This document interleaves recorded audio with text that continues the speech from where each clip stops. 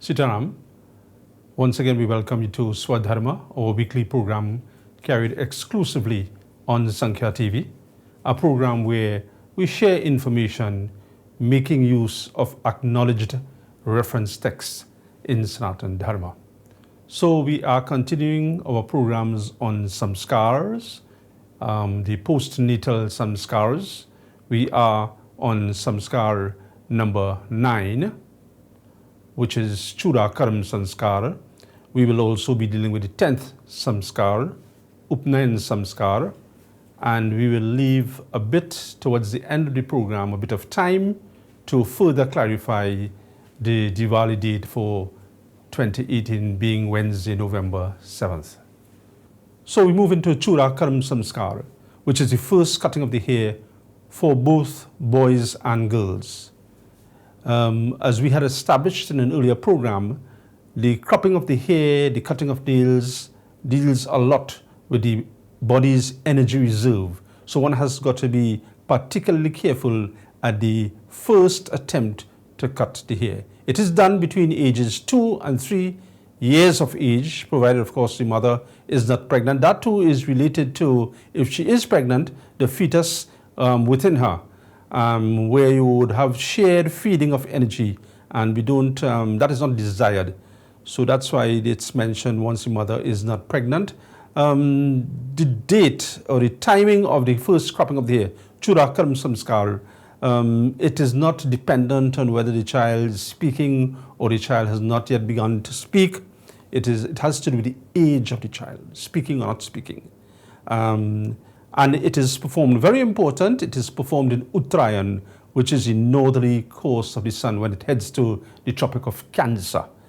We have a lot of this, there's a lot of importance attached to the northerly movement of the sun.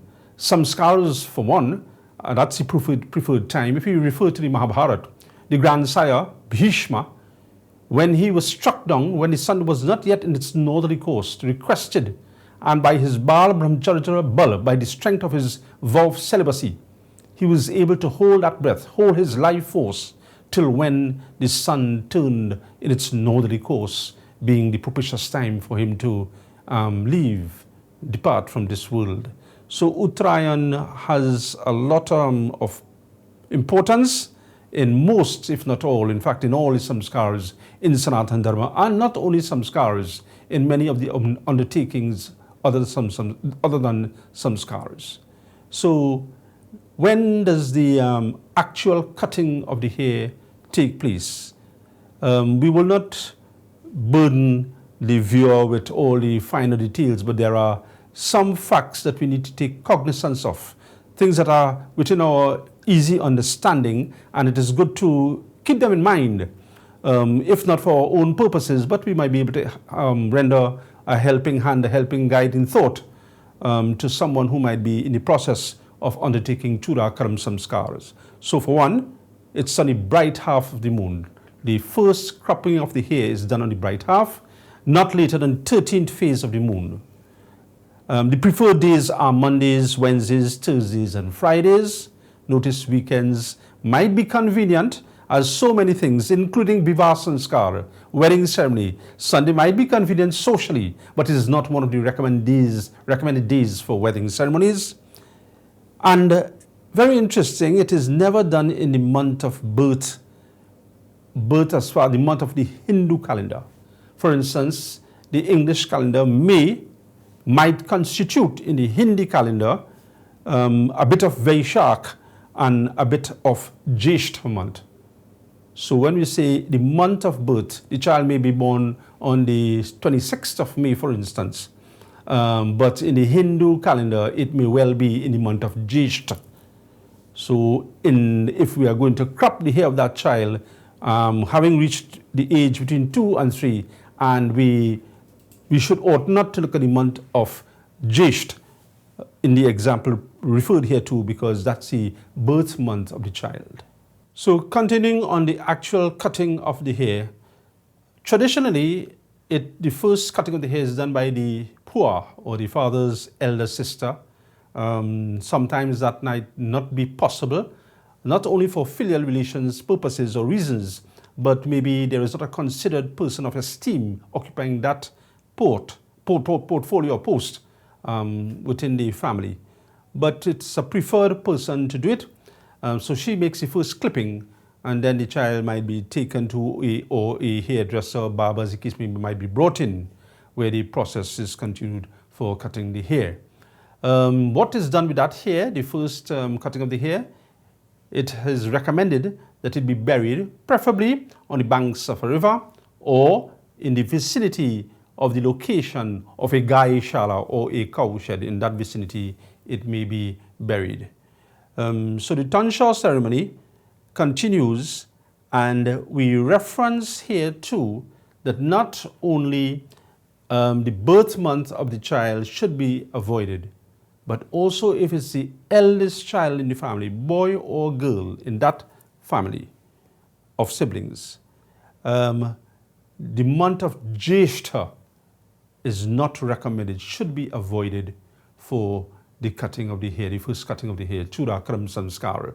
Now, we probably would have understood from the trend and development of these points from the Shastras, because here we quote Dharma Sindhu, and we'll come to it momentarily to explain. But we ought to be seeing a trend that there are reasons, inherent reasons why these specifications are made. It is not to make things difficult, present a lot of obstacles unnecessarily. No, but they do carry a lot of benefits for the individual's development, in some cases academic, in some cases health, and in some cases social relations. So very detailed reasons why. So one might ask, na jeshta, jeshtasya no bhavit. And the quotation is put there. Where did this come from? This declaration come? It came from Dharma Sindhu. And we put a part of the quotation there that never in the month of Jesht, jeshtasya, if the eldest is born in that, the eldest in the family is born, is going to be, the Chudakaram Samskara is going to be done, it ought not to be done in the month of Jish, na bhavit. So, sometimes we reference these texts to endorse that it is not by the women fancy to share information. We allow these references to be riveted in the course of the presentation after presentation. So it is good, it is worthwhile to pay attention to that point. The month of Jesht, we could say roughly safely in the Hindu calendar, bits of April, bits of May, sometimes entire May. That month, if it's the eldest child, forego that month for the performance of that particular samskar. It is quite relevant too to include regular haircuts. So we talk about the first cutting of the hair, but the regular haircuts, both for male and females, is a process that is an ongoing process. And if one goes to our website, it's written here, www.svvtt.com. We go to calendar and then monthly calendar. Every month we put up days, recommended days for haircuts, keeping in mind energy reserve, keeping the energy reserve of each individual intact. So as far as is possible, and we understand that sometimes it may not be possible in the recommended dates, but that is not the norm, that might be the exception. And so we should, as far as possible, try to stick within this. So it's all worked out. Every month, these dates are worked out, these and other dates are worked out. So a quick glance, we'll see for this month of October, these dates here. Why say after 9:45 p.m.? One doesn't necessarily, a barbershop or hairdresser might not necessarily be open for business at that point in time, but we hasten to add that many times haircuts are done by members of the family within the home. So these times are put in not necessarily for business hours, but if this process is being carried out at home by a friend, by a family, and we can maneuver these times, yes, that's why they are put in there, likewise here. But in a normal run of things, if you look at Wednesday, the 31st of October, this is a more practicable time, 5:58 to 9:09. If you're looking at getting to the hairdresser or getting to the barber, yes, these timings do incorporate. So in the list of the days for haircuts each month, we address both sides of the coin. And as we say, it augurs well for the sustenance of one's health. What about regular shaving of the face? If all one has to do is get to the daily calendar, same website, but when we go to calendar, daily calendar, and all is being asked of the individual, just look at the column on the extreme right. Now, we appreciate, because a lot of thought goes into the preparation of these calendars over the years, we appreciate that how nitty-gritty we can get with calculations. So, okay, so we have to shave the face, we have to probably before we go to work.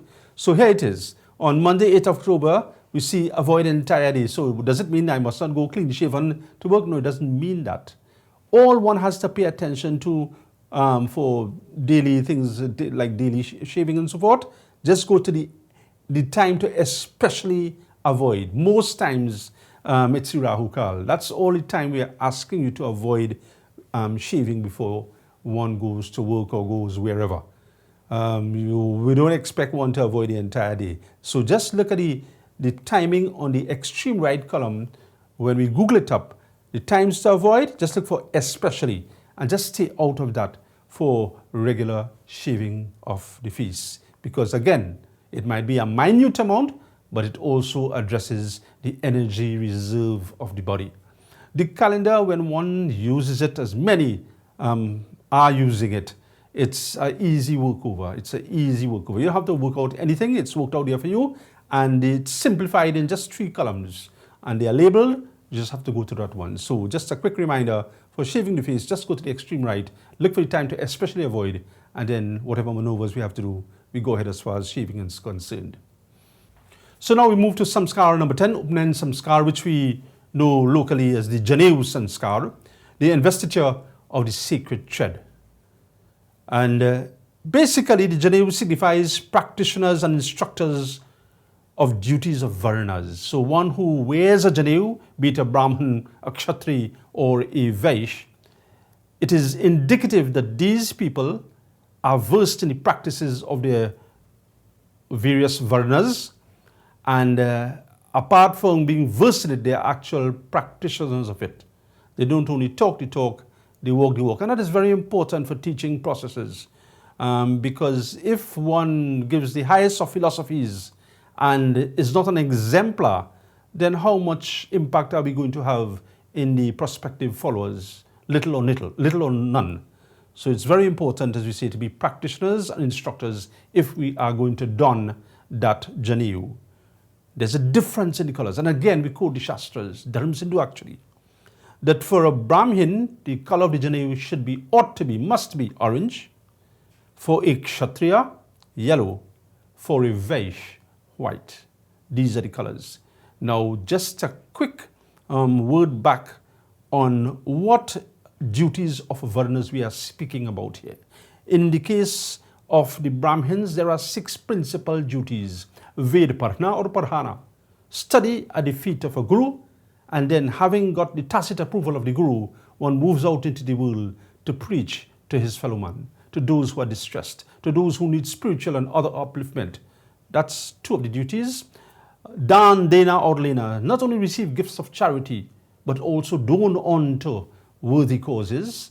And Yag Karna or Karana, the 5th and 6th duty of a Brahmin, principal duty, that is, not only perform yagyas and pujas at others' home, so do it at one's home too. So there ought to be nitya karma, daily extended puja at the home of the Brahmin done by himself, and equally then he should go out and perform puja. It's not a one-way street.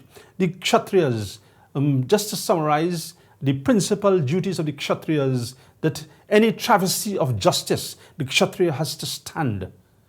And we sometimes interpret the Kshatriya as one who is aggressive. That might be so, but sometimes the pen is mightier than the sword, in that by one's writing and input and academic agitation, one can elicit changes from unjust systems to good, pristine jurisprudence. The duty of the Kshatriya. The Vaishya is the one who makes sure that a land is well fed, and that there's good supply to meet demand, and in that way prices don't escalate. he is supposed to be versed, he or she is supposed to be versed in sound economic practices, all for the welfare of society and by extension the nation at large. So these are just snippets of the duties, when we speak about the duties of the Varnas. So each one as relevant Varna dons the Janeu, he or she, he can be actually a resource of such information. Now, the recommended age for the investiture of the Janeu, it differs. For the sake of in the case of the Brahmins, it could be either the 5th, 8th, or 16th year. In the case of the Kshatriyas, that could be done on the 20th year. In the case of the Vaishya, the 24th year. But there are allowed variations because this is firmly riveted, this practice is firmly riveted in the last point being made here, how dependent it is on the rapport that the student who's going to be invested with Janeu, the sort of rapport he has with his prospective guru. There has got to be that rapport before any ceremony should be undertaken. We don't really want to, as we say, christen or initiate a child at the age of 5. When certain core matters of life that child is not yet conversant with. And just as the guru will evaluate the chela, so too the chela should be given an opportunity in advance here to evaluate the guru before being initiated, so that when he evaluates that guru and realizes that this could be my source of knowledge, my source of guidance, a very repository of academic excellence, when the student can see that in his guru, then it's time for initiation ceremony. So we can play with these years because it is riveted in this fact here. We might just quickly add Swami Prabhupada of the Bhagavad Gita movement, of the Hare Krishna movement, having written profusely on the commentaries on Bhagavad Gita, he christened beyond that. He was in his 20s because the time he had not reached that point in time where he saw someone to give him or to bring this type of solace and comfort to him. But we don't want to overdo the situation. We cannot let years and years advance without that connect being made with a prospective guru. So in Upnayan Samskar, just for, when we have to plan these important ceremonies, we ought to remember it should be performed in Uttarayan, roughly mid-January to mid-July, roughly. And of course, there are specific periods which we have to avoid, like Kalmas, Navratri, Ulashtaka, etc. These are periods we have to avoid. But we can be thinking the early part of the year when we have a child and we are getting ready for that ceremony of Upnayan Samskar. This is the thinking of the time. It's a very, very important ceremony in Sanatana Dharma, very, very important, because remember, this is preparation for the continuity of Sanatana Dharma when the Janeu is placed, sacred place on the individual, because this is going to be a carrier of the message of God, and hence its importance. So some of the things, we take a little peek into certain parts of that ceremony of the Janeu Samskar. And we will see here that the guru now will take his thumb and roll his thumb over the Janeu, and there are certain incantations he will make. And those incantations refer to the Trinity, Lord Brahma the Creator, Lord Vishnu the Sustainer, and Lord Shiva the Dissolver, because he is seeking now with these specific incantations to extrapolate from, hopefully from, in a humble way, the blessings of Brahma, that this child, as this child goes out into the world, there is no template, that this is the formula for everything. That when these things, when the challenges come in life, that this child has the blessings of Brahma the Creator, that he will be creative to find new ways to circumvent and hurdle and surmount the obstacles that life so often presents. Lord Vishnu, the art that this child will teach the world, not the art of survival, but the art of sustenance. The blessings of Bhagwan Shiva, that great dissolver, that hopefully the blessings of Bhagwan Shiva will lend to that child the ability to show others the pathway, how one dissolves devices. And another important stage, a little peek into the journey of Upnem Sanskar, is that the child is asked to look at the 9 threads that constitute the Janev. So the Janev is healthy, and then the Guru begins to lecture. And my oh my, those are deep, deep lessons to be learned by just which Devta represents each of the 9 threads. Quickly, for instance, the Pitradev, the Lord of the ancestors, he sits on one of the threads, because that child is supposed to carry the rich traditions of the dynasty, of that lineage, forward in life. And these and other explanations, very deep, will give a little idea of the metal of this ceremony. As in our usual style, we reference, in this case we reference Kiskindha of Ramayana. Sugriv, perceiving these 2 embodiments of strength drawing near, not yet recognizing was the supreme incarnation Sri Ram along with his younger brother Lakshman, and entertaining those doubts, he asked his chief minister Hanuman, he says, Hanuman, I want you to go and investigate. Who are these? Are they emissaries sent by my enemy Bali? And so it says, Vipra Rupa Dhari Kapita Gayu Matanaya Sapuchata Bayu. Sri Hanuman, that chief dut, that chief messenger of Bhagwan Shri Ramchandra, took the form of a Vipra Rup, adorned with the Janev. And so he went, and the chief reason is that he was asked, Hanumanji was asked by his leader Sugriv to find out the truth about these 2 visitors. And it is said that when we are in front of a Karamkandi Brahman, one who, whose thoughts are pure, whose efforts, whose concerted efforts are to speak truth, it says that so by donning the Janev in front of the Lord, Hanumanji would have got from Shri Ramchandraji truthful answers in exchange for the life of truth with that emblem of the Janev which he genuinely wore. So as we indicated at the beginning of the program, we want to dedicate a bit of time to further develop the reasons why Diwali ought to be celebrated on this year, 2018, on Wednesday, November 7th. So we go back to the Patra and further develop a point. Don't be too bothered about all the data and figures there, because the Patra is a data sheet from which interpretations are made. And the point we zoom in on is on the 7th of November, which is a Wednesday.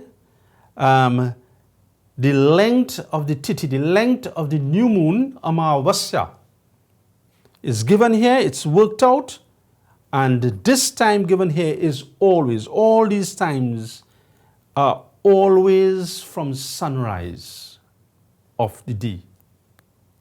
And so when it's worked out from sunrise, we will see that it ends at the time given, as we have explained, on that Wednesday. So, hence, the sunset catches on the new moon on Wednesday, the 7th of November.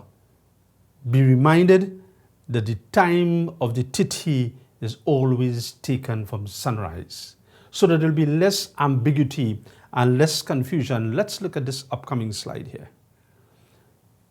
Time, as far as the time zone is concerned, is affected by the lines of longitude. For every degree of longitude, there's a difference in time of 4 minutes. 4 minutes plus or minus whether we are going east or west of the Greenwich Meridian. So that is as far as time zone is concerned. A Tithi has nothing to do with the lines of longitude. A Tithi has to do with the lines of latitude, which affects sunrise. So time zone is irrelevant to the calculation. It's the lines of latitude will determine what sunrise, and as we saw in the page of the Patra, that the length of the movement of the moon for 12 degrees on Wednesday, 7th November puts us in the proximity of 9 p.m., incorporating the sunset, as we say, hence the declaration Diwali being that day. It's nothing to do with a time zone as we see on the map here. Having said that, probably Capitol Hill in Washington understands the concept because they too have a time zone difference to India, to us, but they probably understand the concept. It has nothing to do with whether we are 9.5 hours or 10 hours. It's all about the sunrise. What's the sunrise? The data is put on a patra, calculated from sunrise, and that's where we get the end of new moon. And then having got the end of new moon, we're looking for the sunset. Does it catch the sunset? And as you say, Capitol Hill understands that. I think London understands it. Most of the world understands it. Even our neighbors in Guyana and Suriname, they too have worked it and understood the concepts about the date on which Diwali should be on November 2018. So once again, we thank you for joining us on SWA DHARMA, carried exclusively on Sankhya TV. By God's grace, we meet and greet next week again, and one should be prudent about one's safety, and what we can do is confer our blessings that we will have the grace of Bhagwan to be in satsang again next week. Sitaram.